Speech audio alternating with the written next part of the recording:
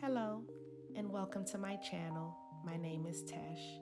Here, I teach you how to connect with your higher self, God, and nature by clearing blocks, negative energy, and doing magic to manifest the life that you want. So let's get it. Hey, baby loves. So today I want to talk to you guys about how to heal triggers, because if you're going to be a master alchemist, you cannot be polarized by everything you experience and everything you hear. One of the main things about magic is the law of free will. Every event that's actually happened, the big events, those are all predestined. All of this is already happening. Even me giving this video has already been predestined at the time that I'm supposed to give it, okay? Now, what isn't predestined, which is the law of free will, is our response or the extent of how we choose to participate in all of these predestined experiences that are happening in this world. Okay.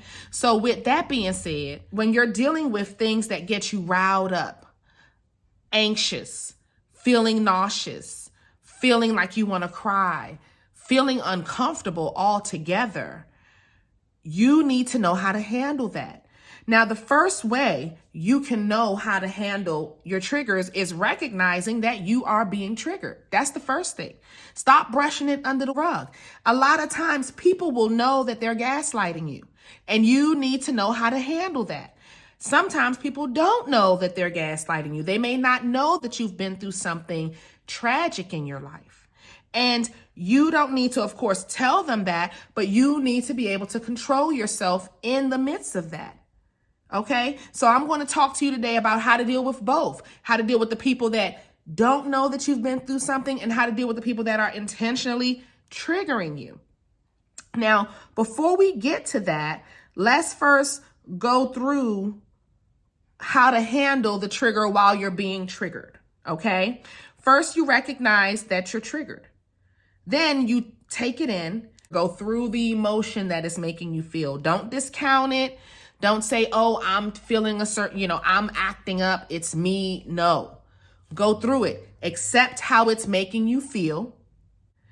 And if you can, try to see the trigger differently. For example, you can look at yourself in the mirror, take a deep breath, and recognize that that trigger is an unhealed wound. That alone is profound. It's just accepting the fact that I haven't gotten a chance to heal this wound yet. And I need to go ahead and start working on healing it. And it's not even about all the time going to therapy. Sometimes it's about just accepting the fact that it's happened and moving on and saying, okay, it happened. There's nothing I can do about it. It's nothing the person can do about it that may have hurt you.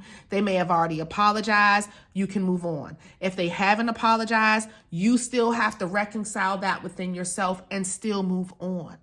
Because what happens is that just eats up inside of you and holds you back.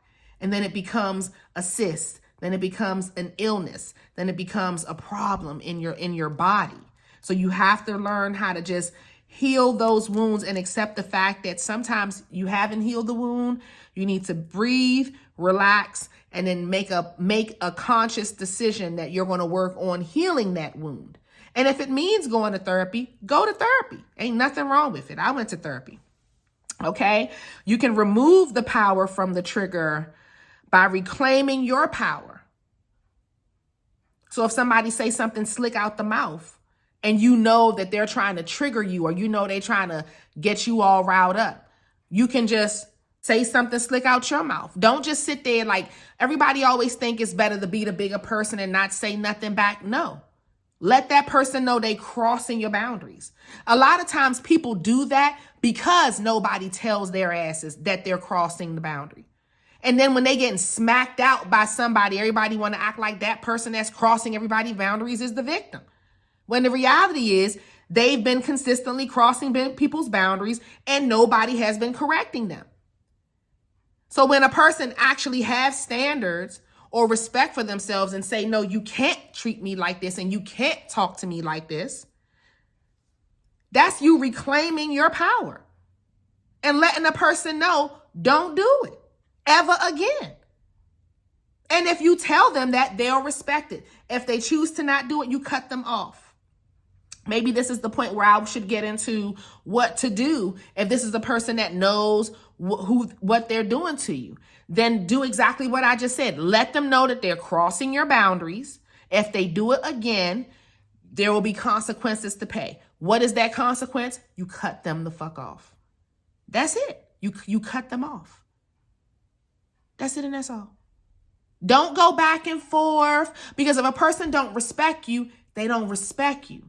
You don't need to have them around you at all, because it's always going to be some little shiesty stuff. It's always going to be something slick, something gimmicky, something that they're trying to do to get over or use or abuse or something. So you need to just cut the relationship. If a person really care about you, they won't do things to purposely hurt you. Now, if they don't know that they made that mistake, still let them know. Or if it's something like physical abuse or sexual abuse, you don't have to say, oh, I've been through something like that. You can go through that moment of having that moment with yourself, and then you can just hold it. Don't go through telling them, oh, I've gone through that and I did this and I did that and cry about it. No. You hold it in. If you are having a group discussion about sex abuse or something like that, then you can bring up how you've been violated. But you don't have to tell that person your life story for them to understand. Everybody don't have to have the same experiences, and sometimes we just need to accept that as well. We all don't come from the same background and the same experiences, even though we kind of do. Okay? So those are the two ways that I would suggest you handle the person that didn't know and the person that does know. You know, one of my triggers is people trying to control me. That really bothers me when I say I'm doing something and a person's trying to force their will upon me. That upsets me. And I will catch myself having to take a moment and take a breath. Sometimes I will even catch myself falling back into old behaviors of trying to appease that person.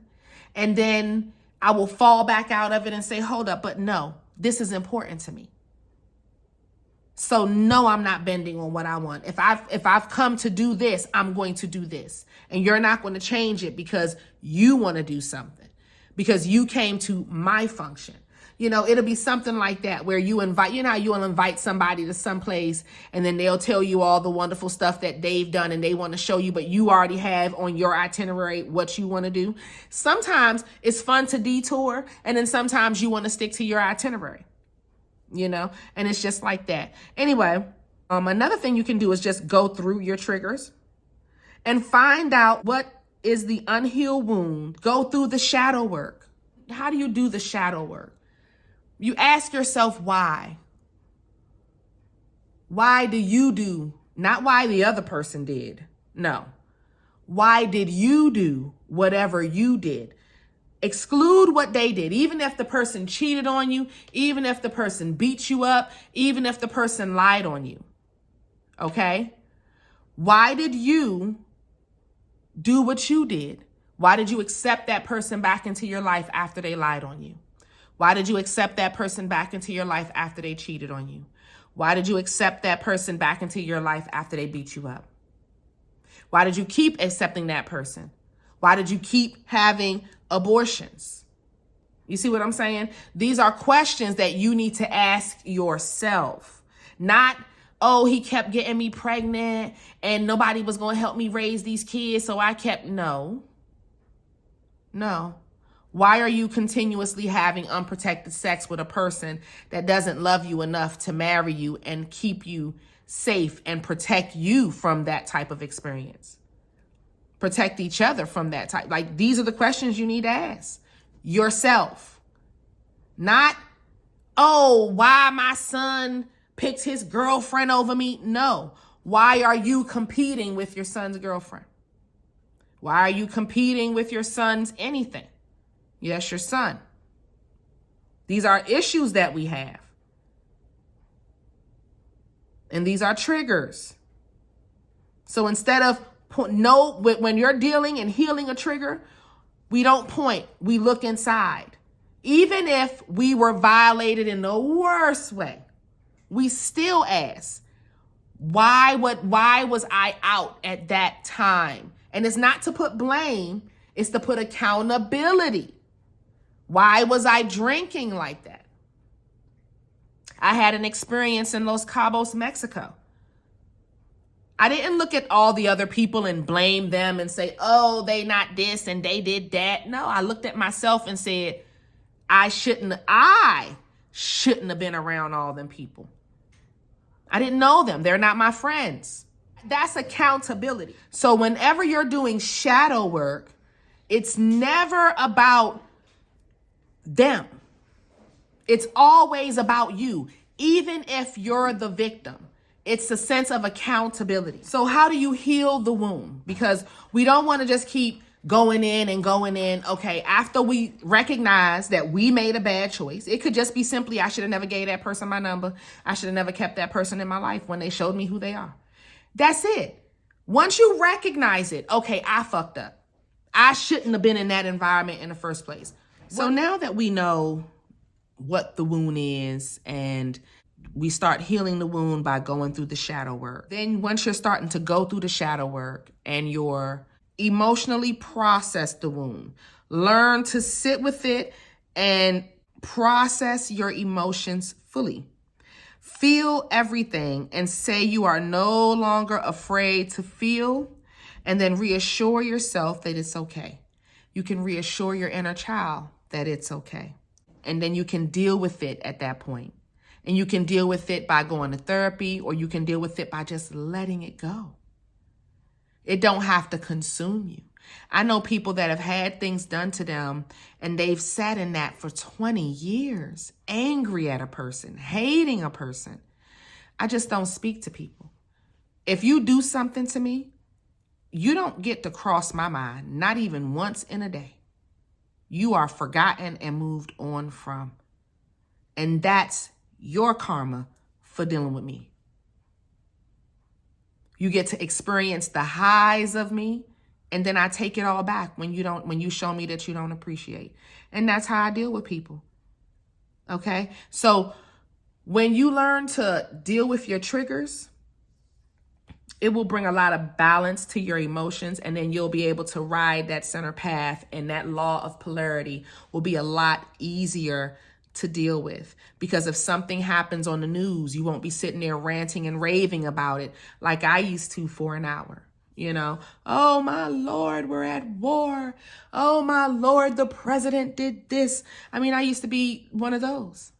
I don't even remember the last time I saw a presidential debate in the last 10 years because I don't watch that stuff at all anymore. But back in the day, that was me, polarized by the world, polarized by the homeless children and the this and the that. And guess what? When you're polarized by it, you can't do nothing about it. So once you can get your emotions under wrap, then you can actually take productive steps to then fix the problems. Okay? And help the world. All right, so I'm going to stop ranting about how to heal triggers, and I will see y'all in the next one. I love y'all. Bye.